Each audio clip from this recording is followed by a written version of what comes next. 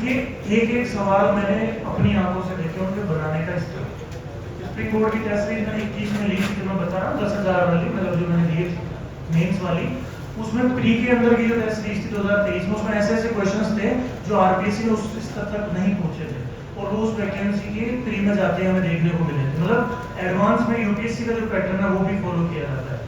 दूसरा सोर्स है इसकी मैं बात बताऊँ, अब जैसे राजवीर सर हिस्ट्री पढ़ा रहे हैं, तो इसमें सिर्फ राजवीर सर का ही पूरा योगदान नहीं रहता। राजवीर सर के पीछे 10 लोग ऐसे हैं जो सीरियसली हिस्ट्री की किताबें पढ़ते हैं, उनका एक्स्ट्रा कंटेंट, एक्स्ट्रा वेरिएंट, जो भी वेरिएशन, जो भी वर्जन आता है वो सबको बताते हैं।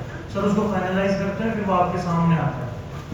उसी के साथ में एक आरपीएससी की भी अगर हम बात करें, आरपीएससी एक संवैधानिक संस्थान है एंड कॉन्स्टिट्यूशनल बॉडी। उसकी अपनी एक जो है मर्यादाएं होती है। उसका सबसे बड़ा काम है कि भारत के सबसे बड़ी क्षेत्रफल वाले और एक बहुत अच्छी आबादी वाले राज्य के अभ्यर्थियों का सफल परीक्षण करके उन्हें आरएएस और उसके साथ जो अदर अलाइड सर्विसेज हैं उनके लिए सिलेक्ट करना। अपने उस स्तर को प्राप्त करने के लिए आरपीएससी हमेशा कोशिश करता है कि हम अच्छे से अच्छी गुणवत्ता बनाए रखें।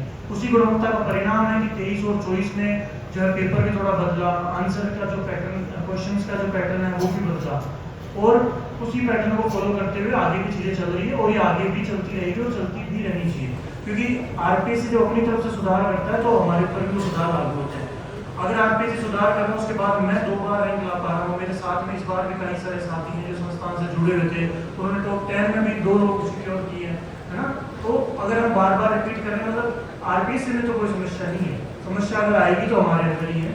और जब आप अगर संस्थान से जुड़े हुए हो, आपने विश्वास किया है, तो आप नो डाउट आगे भी बढ़ते रहोगे। 21 में मैंने सारी तैयारियां से शुरू करी, फिर वो होता है ना कि हम फिर यहीं पे मतलब एक साथ अटक के अपना वैल्यूएशन किया, अपने स्तर पर चीजों को आगे बढ़ाया। तो और मैं कई बार कहता भी हूँ कि अगर कोई व्यक्ति युद्ध में जाता है तो उसका सबसे बड़ा विश्वास होता है उसका जो हथियार है, उसका जो भी वेपन है उसमें। आपके लिए आपका वेपन आपका पेन है, कहते हैं ना कलम में सबसे बड़ी ताकत होती है।